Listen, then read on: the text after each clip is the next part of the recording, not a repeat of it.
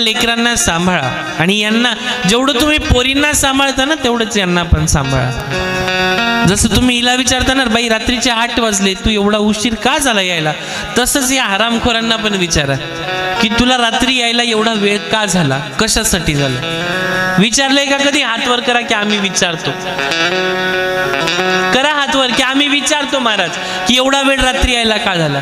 बाकीचे का नाहीत विचारत बरं? असलं घाबरतात पोरांना. पोरग डोक्या एवढं झालं महाराज, पोरगी पण डोक्या एवढी झाली, सोडा तिला गावात. थोडी तरी जनाची नाही तरी मनाची तरी वाटू द्या की आपण आपल्या लेकीला विचारतोय. ती जर घरातली लक्ष्मी आहे ना, तर तो सुद्धा घरातला नारायण आहे, हे सुद्धा लक्षात ठेवा. मुलीची जात ही हिऱ्यापेक्षा सुद्धा नाजूक असते. एक लोखंडाची पेटी, त्या लोखंडाच्या पेटीत सोन्याची पेटी, त्याच्यात चांदीची पेटी, त्याच्यात मखमलचा कपडा, मखमलच्या कपड्यावर रुई आणि रुईवरती हिरा ठेवलाय. का ठेवलाय?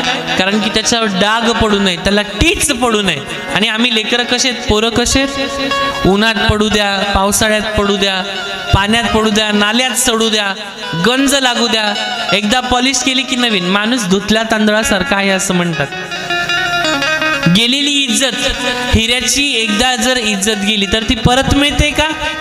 नाही मिळत. म्हणून जसं या पोरींना तुम्ही विचारताय ना, तसंच या लेकरांना पण विचारा, या पोरांनाही विचारा की तू एवढ्या रात्रीपर्यंत तू कुठे होतास.